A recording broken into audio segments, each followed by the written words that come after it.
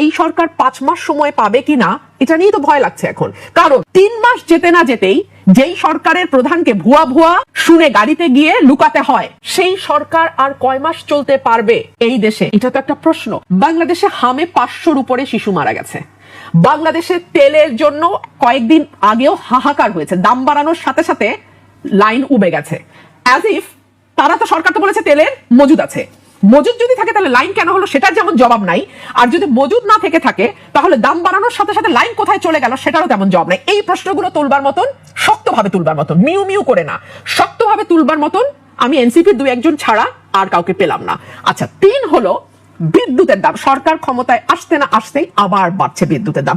তেলের দাম আর বিদ্যুতের দাম যখন বাড়ে তখন আপনি মনে রাখবেন করলা, বেগুন, ঝিঙ্গা, পটল সবকিছুর দাম বাড়বে, সবকিছুর দাম বাড়বে। আপনি বাজারে যান, আমরা তো কাউরান বাজারের মধ্যে বসে আছি, গিয়ে পিছনে খবর নেন 100 টাকার নিচে আপনি কোনো সবজি পান কিনা। বহু পরিবার আছে 6 মাস 1 টুকরা মুরগির মাংস খায় নাই, গরুর মাংস তো চোখেই দেখে নাই, বাদ দিলাম। তো এইরকম অবস্থায় যখন আপনি তেল আর বিদ্যুতের দাম বাড়াবেন, মধ্যবিত্তের অবস্থা কি দাঁড়ায়? আমি আপনাকে এটা সাইডলাইন আরেকটা কথা বলি। এইবার মন্ত্রী হওয়ার পর দেখলাম প্রতিমন্ত্রীরা প্রধানমন্ত্রী গাড়ির পিছনে দৌড়ায়। বেশ, মানে আমি 3টা প্রতিমন্ত্রীকে দেখছি প্রধানমন্ত্রী গাড়ির পিছনে দৌড়াতে। মানে মন্ত্রী হতে হলে যদি আত্মসম্মান বোধ বাদ দিয়ে এইখানে নামতে হয়, খোদা যেন আমাকে বাংলাদেশে কোনোদিন মন্ত্রী না করে।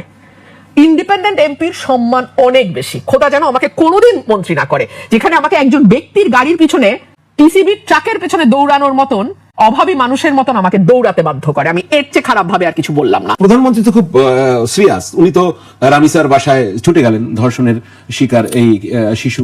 উনি তো এক মাসের মধ্যে বিচারের প্রতিশ্রুতি দিলেন। আবার ওখানে তাদের মন্ত্রীদের কি অবস্থা হলো যদি বলতেন একটু, এখানে কি আমরা রিঅ্যাকশন পাই? দেখুন, আমি আজকে একটা পরিসংখ্যান দেখছিলাম, গত 1 মাসে মাদ্রাসায় বলাৎকারের শিকার হয়েছে 100 শিশু। এরপরে যদি আপনি ধর্ষণের পরিসংখ্যানে আসেন, 118 জন শিশু ধর্ষণের শিকার হয়েছে, 47 জন মৃত্যুবরণ করেছে। এর মধ্যে প্রধানমন্ত্রী শুধু রামিসার বাসায় গেছেন, আমরা এটাকে সাধুবাদ জানাই। এবং উনি সেই সঙ্গে এটাও বলছেন 1 মাসের মধ্যে বিচার কার্য সম্পন্ন হবে। উনি কি বিচারক? উনি কি বিচার বিভাগ? এমনকি বিচার বিভাগ কি বলতে পারে কতদিনে ট্রায়াল কমপ্লিট হবে? আপনি বলতে পারি আমরা 1 মাসের মধ্যে বিচার চাই, আমরা কালকের মধ্যে বিচার চাই, আমরা আম জনতা আমরা বলতে পারি। কিন্তু দায়িত্বশীল পদে থেকে কেউ কি বলতে পারে 1 মাসের মধ্যে বিচার হবে? 1। 2 হলো, দেখুন এই যে রামিসার বাসায় যাওয়া, এটা ভালো, ভালো, নিশ্চয়ই ভালো। কিন্তু তাহলে সেই প্রধানমন্ত্রী, সেই স্বরাষ্ট্রমন্ত্রী এবং সেই আইনমন্ত্রীকে ভুয়া ভুয়া স্লোগান দিয়ে মানুষ ধাওয়া দিল কেন? রীতিমতো ধাওয়া। কারণ আমি দেখেছি তাদেরকে কর্ডন করে কোনো মতে গাড়িতে ঢোকানো হয়েছে। কেন? কেন মানুষের মধ্যে এই ক্ষুব্ধতাটা কেন? এই জবাব তো এই সরকারকে বের করতে হবে।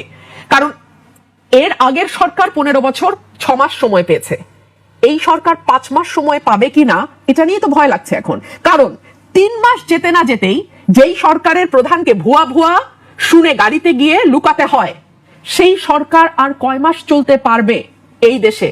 এটা তো একটা প্রশ্ন। মানুষ খুব স্মার্ট। আমি কিন্তু আপনার মতো এই প্রশ্ন অনেককে করেছি যে আগে তো প্রধানমন্ত্রীকে কখনো ট্রাফিকে আটকে থাকতে আমরা দেখি নাই, আগে তো প্রধানমন্ত্রীকে কখনো ভিকটিমের বাসায় একেবারে প্রথম চোটেই দৌড়ে যেতে দেখি নাই, আগে তো প্রধানমন্ত্রীকে কখনো প্রতি শুক্রবারই কখনো প্রতিবন্ধী শিশুর বানানো গাড়ি কিংবা কখনো কাভার্ড ভ্যান চালাতে দেখি নাই, আমরা তো কখনো আগের প্রধানমন্ত্রীকে মানে এত ক্যাজুয়াল পোশাকে দেখি নাই, স্ত্রীকে নিয়ে গাড়ি চালাতে দেখি নাই, বর্ষণ মুখর সন্ধ্যা উপভোগ করতে দেখি নাই, কিংবা স্ত্রীর হাত ধরে বৃষ্টিতে ভিজতে দেখি নাই, স্ত্রী মানে পার্টনারের হাত ধরে বৃষ্টিতে ভিজতে দেখি নাই। তাহলে এই প্রধানমন্ত্রীর উপর আপনাদের এত ক্ষুব্ধতা কেন? তাই তো আমারও সেই প্রশ্ন। মানুষ এক কথায় চট করে বলে ফেলে স্টান্টবাজি, কিন্তু আমরা ভালোই বুঝি।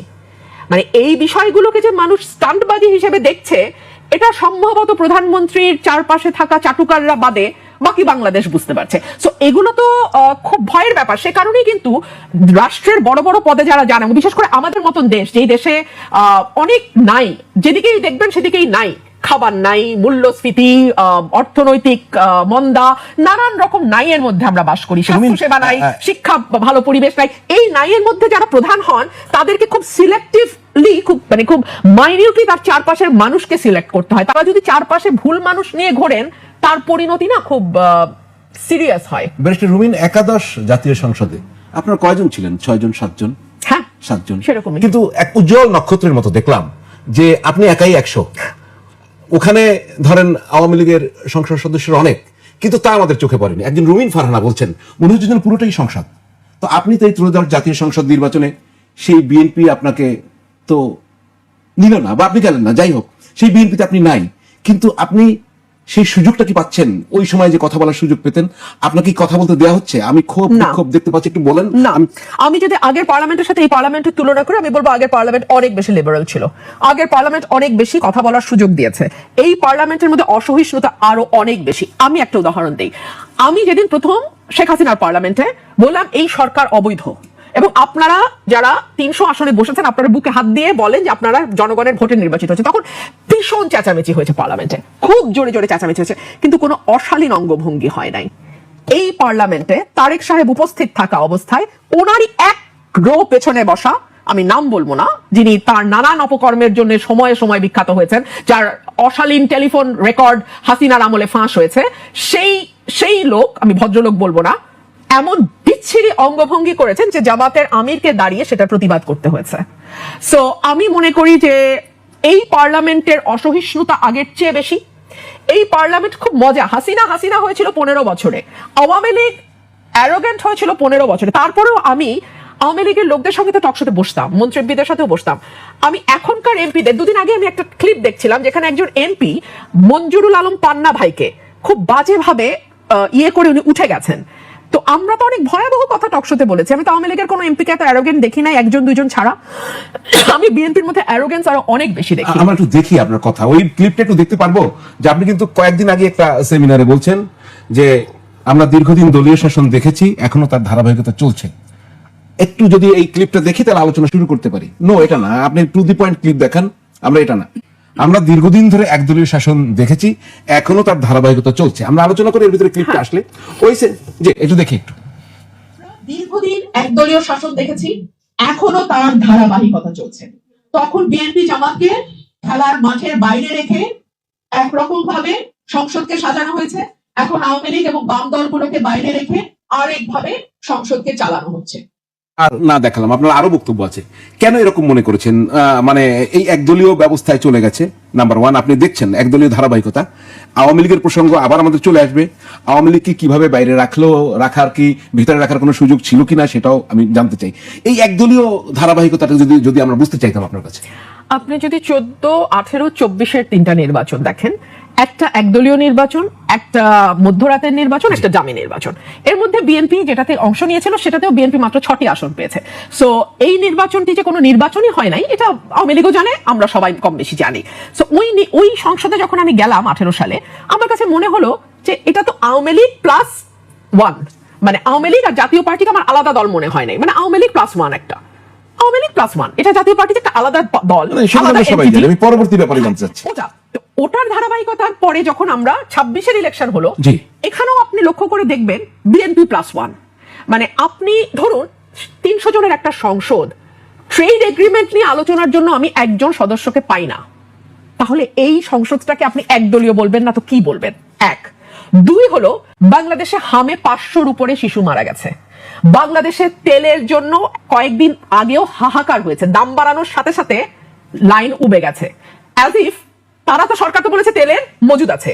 মজুদ যদি থাকে তাহলে লাইন কেন হলো সেটার যেমন জবাব নাই, আর যদি মজুদ না থেকে থাকে তাহলে দাম বাড়ানোর সাথে সাথে লাইন কোথায় চলে গেল সেটারও তেমন জবাব নাই। এই প্রশ্নগুলো তুলবার মতন, শক্তভাবে তুলবার মতন, মিউ মিউ করে না, শক্তভাবে তুলবার মতন আমি এনসিপির 2-1 ছাড়া আর কাউকে পেলাম না। আচ্ছা, 3 হলো বিদ্যুতের দাম। সরকার ক্ষমতায় আসতে না আসতেই আবার বাড়ছে বিদ্যুতের দাম। তেলের দাম আর বিদ্যুতের দাম যখন বাড়ে তখন আপনি মনে রাখবেন করলা, বেগুন, ঝিঙ্গা, পটল সবকিছুর দাম বাড়বে, সবকিছুর দাম বাড়বে। আপনি বাজারে যান, আমরা তো কাউরান বাজারের মধ্যে বসে আছি, গিয়ে পিছনে খবর নেন 100 টাকার নিচে আপনি কোনো সবজি পান কিনা। বহু পরিবার আছে 6 মাস এক টুকরা মুরগির মাংস খায় নাই, গরুর মাংস তো চোখেই দেখে নাই, বাদ দিলাম। তো এইরকম অবস্থায় যখন আপনি তেল আর বিদ্যুতের দাম বাড়াবেন, মধ্যবিত্তের অবস্থা কি দাঁড়ায়? হাম নিয়ে কি হয়েছিল? আপনি তো কথা বলতে চেয়েছিলেন হাম নিয়ে। হাম নিয়ে কথা যখন বললাম, আমার কাছে মন্ত্রীকে বিরক্ত মনে হয়েছে।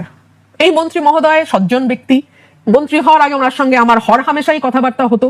তো মন্ত্রী হওয়ার পর হয়তো উনি আর কি সেই মানে যাই হোক, মন্ত্রিত্বের তো একটা গরম আছেই। প্রধানমন্ত্রী বলেন না চেয়ার দিয়ে আগুন বেরোয়, তো প্রধানমন্ত্রী চেয়ার যদি দাও দাও করে জ্বলে, মন্ত্রীদের চেয়ার যে একটু একটু মানে মাইক্রো ওভেনের কাজ করবে না তা তো না। তো মন্ত্রীদের চেয়ারও একটু একটু মাইক্রো ওভেনের কাজ করে, মন্ত্রীরাও একটু গরম হন। তো উনি খুব একটা কমফোর্টেবল ছিলেন না উত্তর দিতে, আমার মনে হয়েছে। মেবি আই এম রং। তো আমি ওনাকে বললাম, উনি বললেন এত ভয় দেখালে নাকি সবার হাম হবে, মানে রোগাক্রান্ত হয়ে যাবে। তাই আমি বললাম আমরা তো সাংসদের সামনে কথা বলি, 300 হামের রুগী নিয়ে না। সো এই যে একটা জবাবদিহিতার ল্যাকিং এবং দোষ চাপানো, এবং ভেরি ইন্টারেস্টিং, দেখেন এই সরকারটি কিন্তু ইউনূস সরকারের একটা প্রলম্বিত অংশ। আমি বলি কেন, আমি এ কারণেই বলছি প্রলম্বিত অংশ। এই সরকার আসার ঠিক 3 দিন আগে ট্রেড এগ্রিমেন্টের মতো একটা ভয়াবহ গোলামির চুক্তি বাংলাদেশে হয়েছে। যেই এগ্রিমেন্টটা নিয়ে ধরেন আমার মতন দুষ্ট লোক এটাকে গোলামির চুক্তি বলতেছে, নিজের পলিটিক্যাল ফিউচারের কথা চিন্তা না করেই বলতেছে। বাকিরা এটা নিয়ে আলোচনা, দুষ্ট না বোকালো। আমি আপনাকে এটা সাইডলাইন আরেকটা কথা বলি। এইবার মন্ত্রী হওয়ার পর দেখলাম প্রতিমন্ত্রীরা প্রধানমন্ত্রী গাড়ির পিছনে দৌড়ায়। বেশ, মানে আমি 3টা প্রতিমন্ত্রীকে দেখছি প্রধানমন্ত্রী গাড়ির পিছনে দৌড়াতে। মানে মন্ত্রী হতে হলে যদি আত্মসম্মান বোধ বাদ দিয়ে এখানে নামতে হয়, খোদা যেন আমাকে বাংলাদেশে কোনোদিন মন্ত্রী না করে। ইন্ডিপেন্ডেন্ট এমপির সম্মান অনেক বেশি, খোদা যেন আমাকে কোনোদিন মন্ত্রী না করে, যেখানে আমাকে একজন ব্যক্তির গাড়ির পিছনে, টিসিবির ট্রাকের পিছনে দৌড়ানোর মতন অভাবী মানুষের মতন আমাকে দৌড়াতে বাধ্য করে। আমি এর চেয়ে খারাপ ভাবে আর কিছু বললাম না। আমরা শুনবো আপনার কথা, আরো আরো অনেক বিষয় রয়েছে। আমি ওটাতে শেষ করি জি। যে এই বিষয়গুলো নিয়ে আলোচনা করবার সাহস সংসদে 2 দলের এক দলও করলো না, মানে বিএনপি এবং জামাতে কেউ সাহস করলো না। তার মানে এটা হচ্ছে ইউনূসের একটা প্রলম্বিত অংশ। ইউনূসের খলিলুর রহমান এই সরকারের পররাষ্ট্রমন্ত্রী, মানে বিএনপি এতই অযোগ্য পার্টি যে যারা গত 25 বছরে তাদের 20 বছর ধরে বিরোধী দলে থাকা অবস্থায় তাদের একটা পররাষ্ট্রমন্ত্রী ঠিক করতে পারে নাই। সো খলিলুর রহমানকে তাদের পররাষ্ট্রমন্ত্রী বানাইতে হইতেছে। চিন্তা করেন এইটা ইউনূসের অংশ, যে সরকারের তথ্য উপদেষ্টা ডক্টর জাহিদুর রহমান বলছে যে না না, আমরা বিশ্বাস করতে চাই যে ইউনূস সরকারের সময় শিশুদেরকে হত্যা করার উদ্দেশ্যে টিকা বন্ধ হয়েছে, বিষয়টি এমন নয়। আরে বোকা, ছাগল শব্দটা নাই বললাম মিডিয়াতে।